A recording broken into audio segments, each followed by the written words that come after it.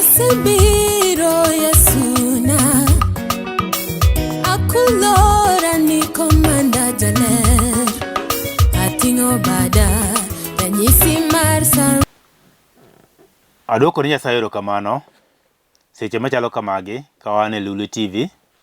Osemiyo thuolo makende odiochieng' ma en moyiedho mondo mwane moganda mathoth ogeno mar neno to kochope. Miyo kamoro amora ma intie adwani mondo ikulwe piny kwa lamo Nyasaye kendo wachak wachne mondo mi wachak kwasedwoko ne erokamano.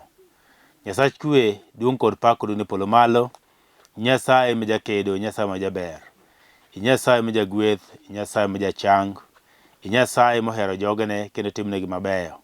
Tieng' ka tieng' duto Nyasaye ichano negi kaka ngima gibiro chalo, kaka ndalogi bende biro chalo.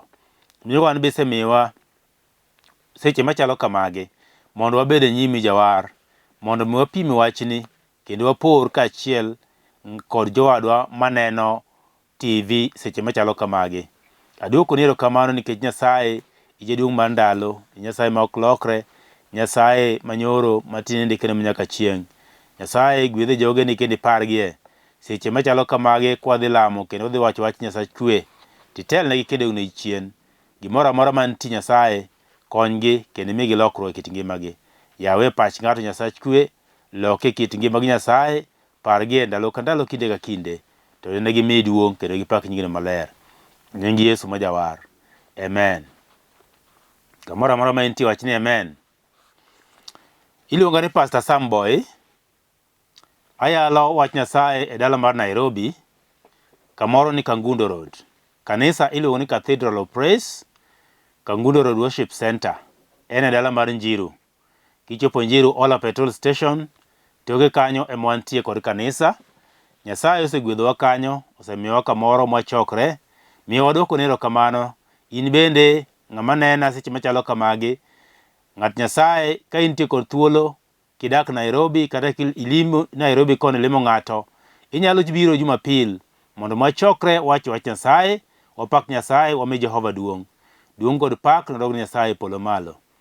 Adwani mondo wadhi wach Nyasaye achiel kachiel, to kawuono adwani mondo wasome buk moro mar Ngeche. Wadwa winjo wach moro matin kanyo mantie e kitabu maler mar Nyasaye. Mowacho kama e buk Ngeche 24 matindo 30. Owacho kama: nakadho puoth ng'ama Ja-Samuoyo,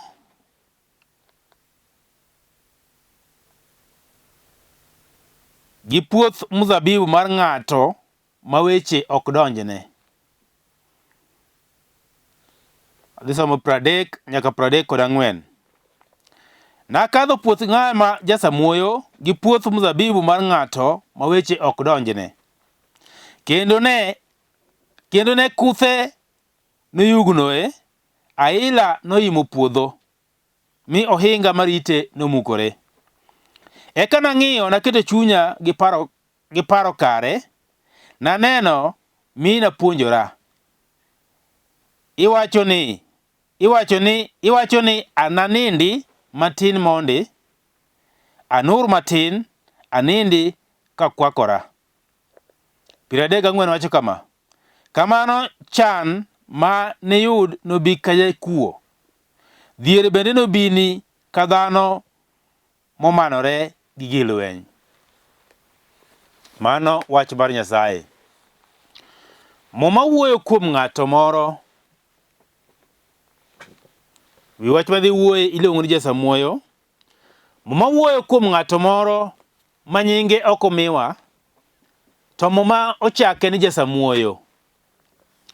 To Ja-Samuoyo ni entie kod ng'at moro ma weche ok donjne. En ng'at achiel moma luongo ni Ja-Samuoyo kendo moma wacho ni weche ok donjne.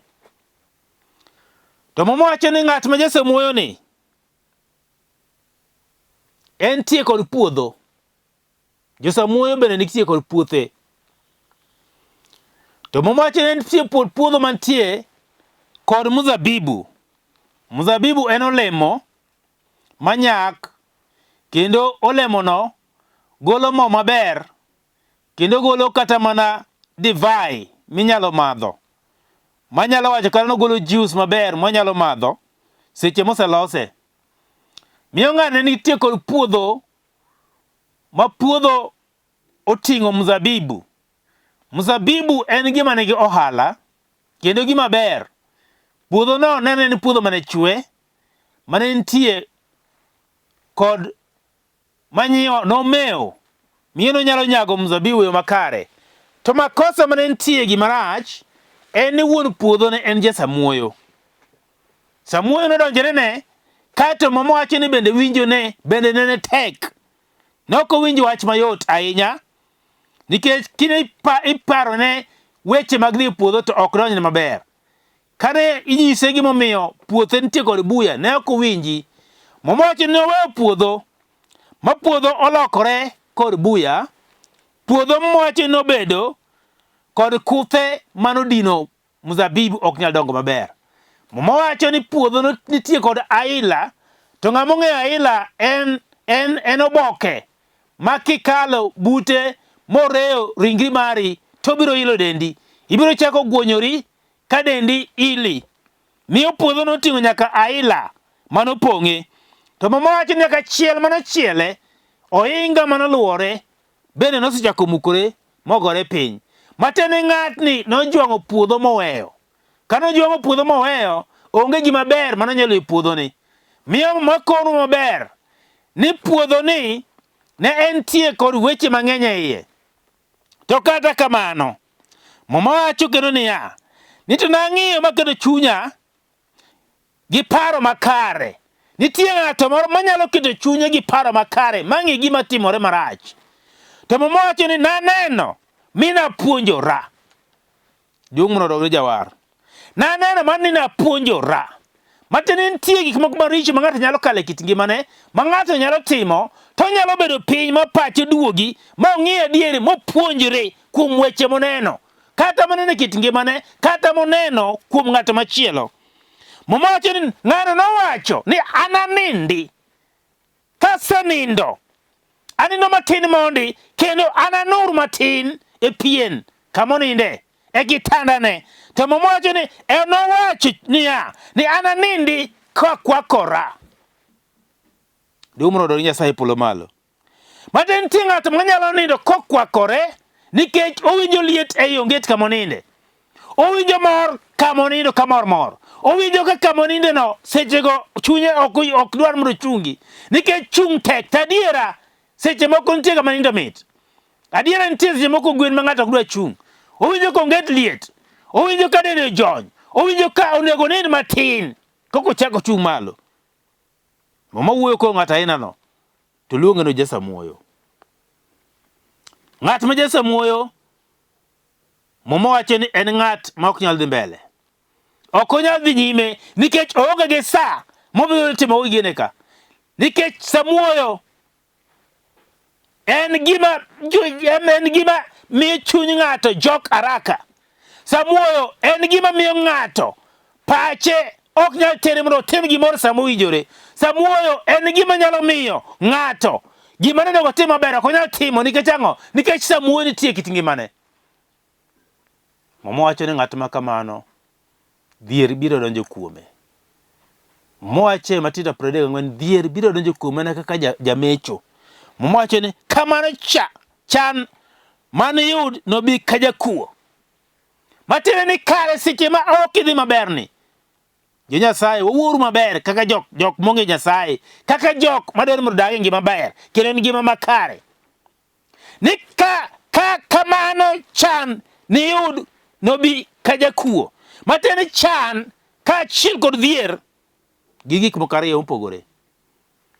Mowacho ni chan nobi ka jakuo, to dhier bende nobini ka dhano momanore gi lweny. Matene ibiro monji gi jakuo ka achiel kod jolweny.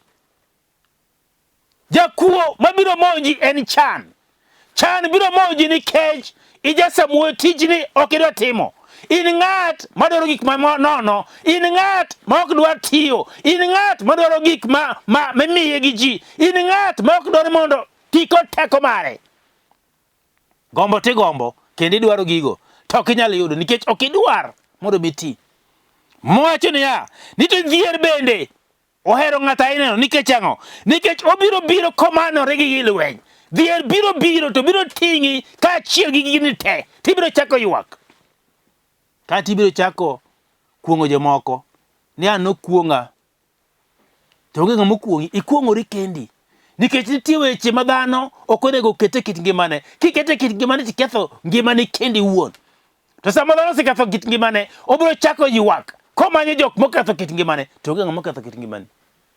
In ema ketho kit ngimane kendi wuon. Duong' mondo jaware polo malo. Moma wuoyo kuom ng'ata inano. Nikech kudho biro donjo e puodho. Mowacho ni kuthe nodonjo e puodho. Kudho en gima thiro cham. Kudho en gima kodonjo e puodho. To kata wuon puodho samoro nyaka odonjo e gambut kaachiel kod beti. Nikech ka otimo kamano to ok obetiyo. Nikech kudho biro chuoye. Nitie kudho machuoyo ji e kit ngima.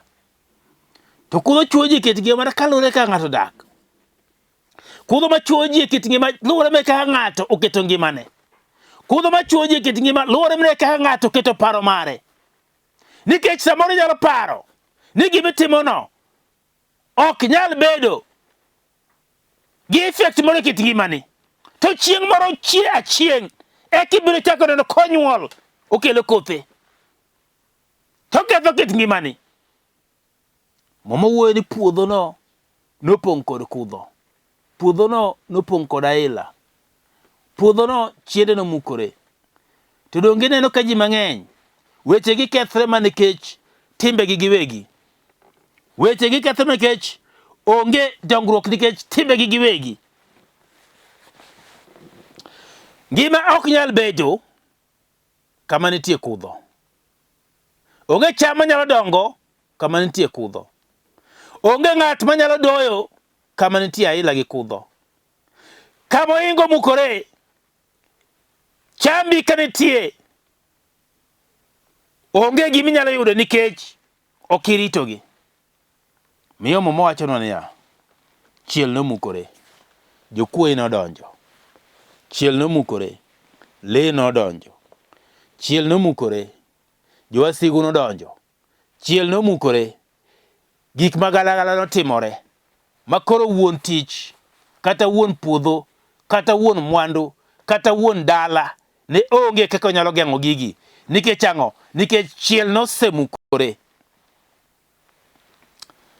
Gini puonjowa kaka jokristo, jok modak ei Kristo, jok mosedak ei kanisa, jok mosegeno kuom Nyasaye higni gi higni, jok mosewacho ni wan wuotho kod Nyasaye, jok mosewacho ni wan wang'eyo Nyasaye no maler, kendo watiyone, kendo waluwe, nyaka wechene, nyaka chikene, nyaka timbene, duto wasebedo kwaluwo. To kata kamano, nitie gik moko pod omero thung'owa e kit ngimawa. Nitie gik moko ma pod ok wanyal loyo. Nitie gik moko ma pod ok wanyal nikech ohinga mosedinowa osemukore. Ng'at machalo kamano ochalo ng'at ma nitie kuom Nyasaye to dhi mojong'o ma Nyasaye moweyo. Nikech Nyasaye kosejong'i moweyi to chiel mari omukore. Jasigu ka donjo kuomi obiro donjo gi yo mayot. Ka nitie ng'ama dwani mondo monji obiro monji gi yo mayot. Ochalo kod puodho mosejwang'. Ngima dhano chalo kod puodho mosejwang'. Puodho mosejwa ma ok ng'i. Ma wuon gi onge kod haja. Wuon gi ok odewo kata matin. Gik matimore e kucho ok odwa ng'eyo. Ok odwa ng'eyo pidho cham. Ne ok odwa ng'eyo ni olit cham ne iye. Ngima dhano chalo kamano. Chalo kod ng'at ma wuotho. Eno wuotho awuotha. Nyasaye manie dhoge. To gima Nyasaye notim to ok onyal timo. Weche Nyasaye to ng'eyo ndi. Ong'eyo gimoro amora motieko. Lakini koro kochopo kar tim. Kochopo sama koro nego time gimoro. To ok onyal timo. Nikech ang'o? Nikech gik moko osetimo thung'e. Omiyo koro sama pod nitie. Dwani mondo iti kod teko mari. Mondo mi teko ma Nyasaye obed kuodi. Mondo mi teko ma Nyasaye otelni. Mondo mi teko ma Nyasaye onenre kit ngimani. Mondo mi teko ma Nyasaye onenre nikech sami isebedo Ja-Samuoyo makata mana weche mag Nyasaye ok inyal timo. Dhogi ti goyo ndi. Iber ndiye wach. Iber ndiye loso gi ji. Iber ndiye konyo ji. To magi to tami. Ng'at ma kamano momoda gi wachne. mowacho ni onge gima onyalo timo kata matin. Onge. To nikech sani ka koro ni in ja Kristo, sani koro iwe bedo ja Kristo, nikech idok chien, to jasigu biro monji. Nikech koro ohinga manoluori mar teko mar Jehova, mar teko mar Nyasaye, monego bed ni in godo kinde ka kinde, monego bed ni dak godo kendo iwuothogo, monego bed ni riti e kit ngimani, osekethore kendo koro onge. Inichom kod mane? Ibiro wacho nang'o? Tibiro pimo nang'o? Nikech gimonego itim ok itime sama owinjore. Gimonego obed ni dhi nyime e kit ngimani ok nyal dhi e kit ngimani, nikech in iwuon isekawo gik mamoko nono mopogore gimonego itim. Wakoni jasigu maduong' mar ng'ato kende wuon en chunye maiye. In iwuon ijasigu kendi iwuon.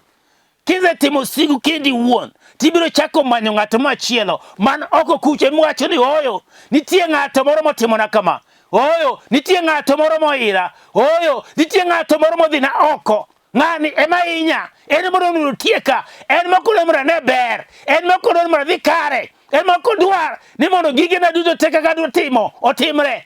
Onge ng'ato mana in iwuon. Yine mitimo gimina timre kit gimani, gigo chakre kodi in iwuon. Timbe ni luwi mana kendi iwuon, weche ni luwi mana kendi iwuon, nikech dwaro magi kakidware kendo kakidware timeno, itime mana kendi iwuon. Kato kose luwi, tidhi manya jua kaboyirie. Idhi manya ng'amo iri, jajuok moiri en ng'ama nade. To jajuok to onge, ine jajuok ma irori kendi iwuon. Duong' mondo donye polo malo. Miyo janeno mara, dwani mondo ing'e ni kit ngimani nitie gik monego ikuong ikaw miket mstari mambele. Gik monego bed ni luwo ming'eyo maber ni ma timo onego atim to makore gatim. Nikech nitie moko ma kitimo to gin gik matieki kendo magoli e nyim Nyasaye, kendo gik moko makawo nyaka pachi mawiti maketo mabor gi Nyasaye. To mane gima biro kawuono mondo anyisi ni Nyasaye to pod oheri, to timbe ni wuon mitimo, gik misebedo kiparo gi chuny maiye, tidhi titimogi, titimo gima ok owinjore gima mono. Ang'o miyo Nyasaye idwani mondo chuny Nyasaye gibedo kodi to in mok dwar Nyasaye? Ing'eni dhano osebedo kama Nyasaye tich matek, nikech odwaro mondo Nyasaye otimne gima odwaro, to gima Nyasaye dwaro tim en owuon to ok otim. Kaeto wacho ni ba asetemo nyaka kanisa ok aneno.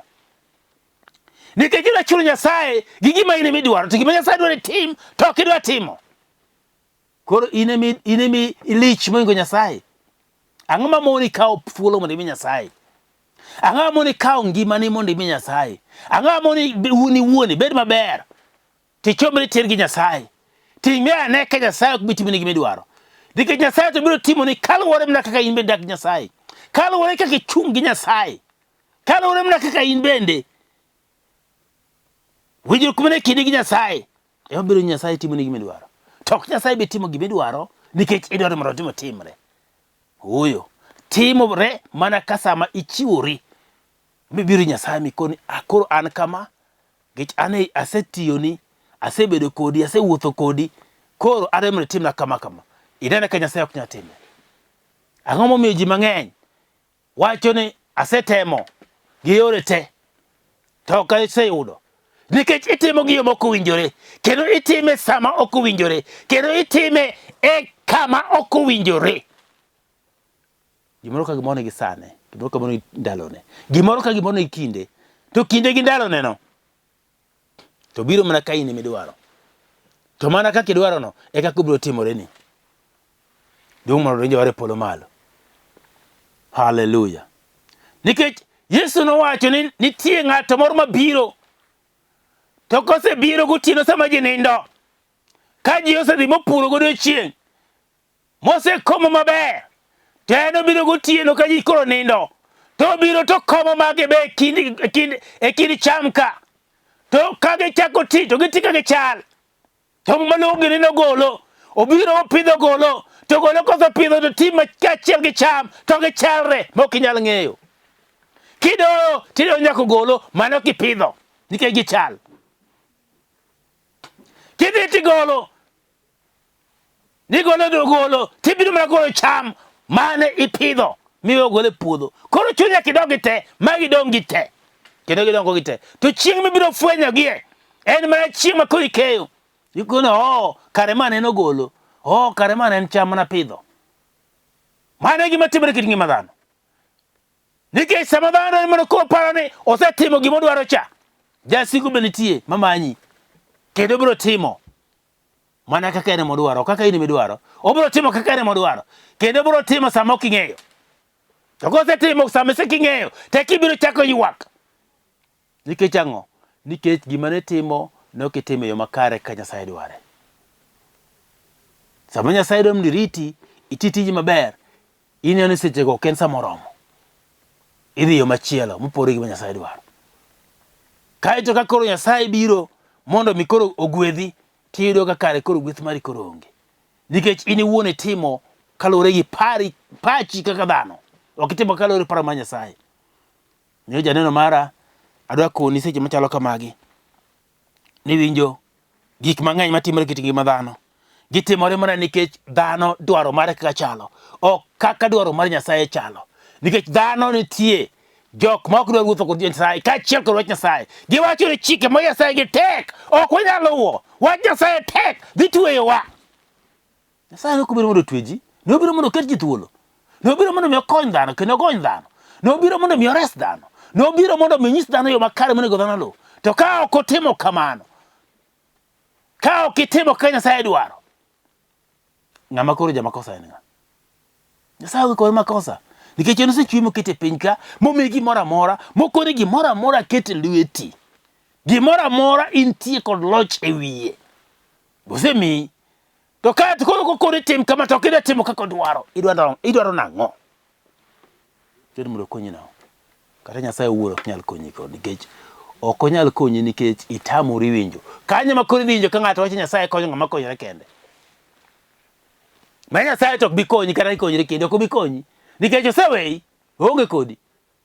Nyasaye konyi mana in iwuon kiluwo wach maber. Ok ikonyore kendi. Nikech kikonyore kendi to aja mano ma Nyasaye konyi. Konyori kendi wa mondo Nyasaye koro oweyiwa. Mano gima onge muma mabe ok ondik kamoro amora mamaka. Nyasaye konyo ng'ama konyore kende. En mane mondik kamano? Nyasaye nitie kod lego ng'ato ka ng'ato. Kendo segoro ne ng'ato ka ng'ato laini monego ng'ato ka ng'ato ringie. Gi kama onego luw, gi gima onego tim. Odiochieng' kod odiochieng' Nyasaye nitie kod plan ne ng'ato ka ng'ato.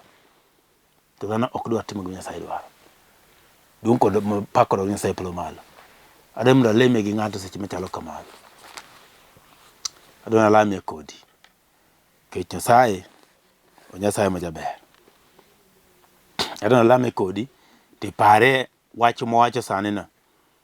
Nikech Samuoyo biro ketho kit ngimani. Samuoyo biro inyi. Samuoyo biro miyo kata mpango ma in go kethre. Samuoyo biro ketho kata odi, biro ketho dalani. Samuoyo biro ketho nyaka nyithindi. Samuoyo biro ketho nyaka chenro ma in go kit ngimani. Samuoyo biro ketho gimoro amora ma in go. Obiro ketho kendo obiro muko. Injo gima kone. Nikech Samuoyo en jasigu.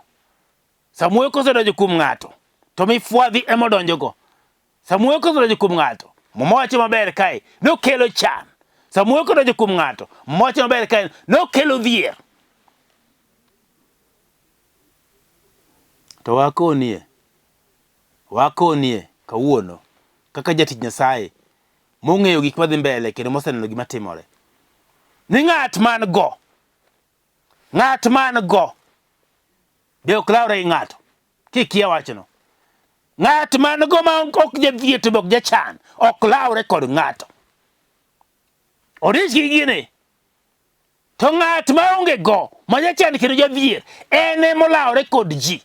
Nikech oneno ni ji ema tieke, to ok tieke, otiekre kende. Mage jok malawre kod ji, jachan, kendo ene mowuoyo marach ne ji. Kendo ma en tie kod ich wang' mapiyo, kaachiel kod ich lit. En ma iye kendo kware moingo ji te, jachan kendo jadhier. Nikech ang'o?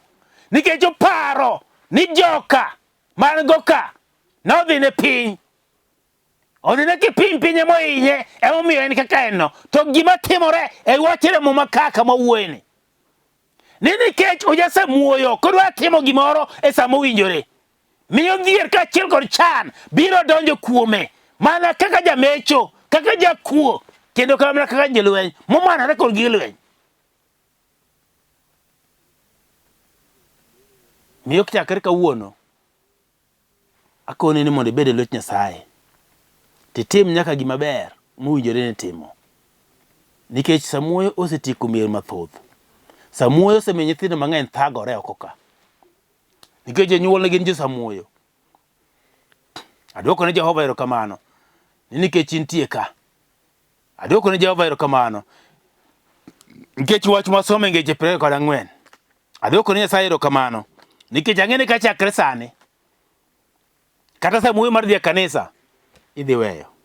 Nini idhi mana kanisa ka ji osebet piny ma kanisa chokruok osechakre eka idonjo kanisa.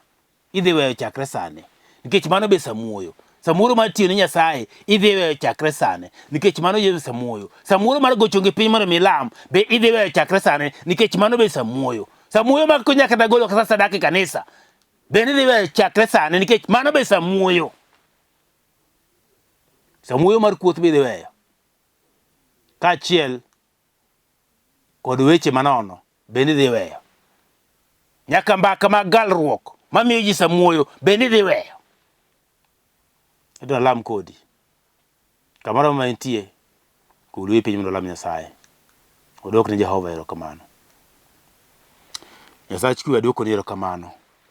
Nyasaye ma jaber. Nyasaye atimo erokamano nikech janeno mara. Kamoro amora ma intie Nyasach kwe alamone ni to teko mag mudho kaachiel kod nyaka gik manyalo miyo ng'ato bed Ja-Samuoyo ok onyal wuotho e yo makare. Ok onyal timo gik moko e yo makare. Ok onyal pango wechene mondo dhi e yo makare kaka odwaro. Nyasaye kata Samuoyo matimo tijene e dalane kamoro amora mantie modakie. Nyasaye kata Samuoyo mar tiyo tichni mar kanisa.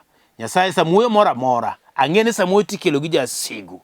Nikech jasigu ok dwar ni mondo ji oyud konyruok e kit ngimagi. To kawuono ni alamo kendo akwedo jochiende maricho makelo ne ji Samuoyo e kit ngimagi mondo mi rum kendo lal. To duong' kod pak nodog ne polo malo. Aduoko ni erokamano Nyasaye ma jaber. Nyasaye ma jaloyo. Nyasaye ma jagweth. Duong' kod pak odog ne polo malo.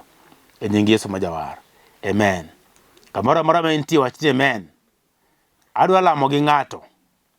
Adwa nalame gi ng'ato seche machalo kamagi. Nikech ang'eyo ni kamoro amora ma intie gik moko nyalo bedo ni timore e kit ngimani to ok en dwaro mari. Dipo mano osetimore ka ok idwar kata ka ok ipango.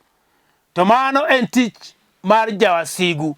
Emomiyo adwaro ni mondo alam kodi seche machalo kamagi mondo mi jasigu olal e kit ngimani. To ok onyal lal. In ema ikawo atwa, in ema ikawo ndamo mar loko kit ngimani kendi iwuon. Mana kaka asewacho ni in jasiki kendi iwuon. To jasiki no inyalo gole e kit ngimani mibed osiepni. In iwuon ibed osiep mar ngimani. Miyo adwa ni kapok iyudo Yesu kendo pok owari to alame kodi seche machalo kamagi. Mondo iwarri imak osiep kod Yesu timak osiep kod kendi iwuon. Kamoro mana nitie wach kama kaka dhi wacho. Wach ni Ruoth Yesu abiro nyimi mondo iwar chunya, golna richo duto te mango. Nikech nitho e msalaba nikech richona. Keta abed ng'ama kare.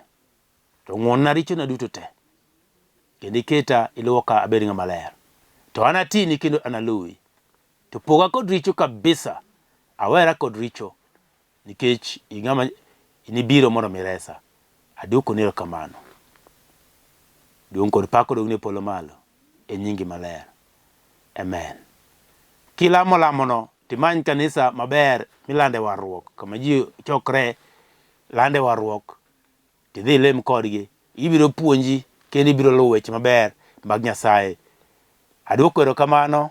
Adami namba na sechegi mondo mi kantie wach moro milando wapor kata kidwano mo walam Nyasaye to wabiro lamo. Inyalo goyo namba no to kiki flash flashing tatemo mondo me discourage. Adwaro mondo igo simu kendo kata siling 10 go simu nyisa point no walamo to Nyasaye biro timo maber. 0722 944 623 0722 944 kata Airtel 0731 495 873 0731 495 873 ng'wono Nyasaye mondo gwedhu, duong' mondo dog Nyasaye polo malo. Ero kamano. Amen. Shalom. Asebiro Yesuna, akulora ni komanda jaler, ating'o bada ranyisi mar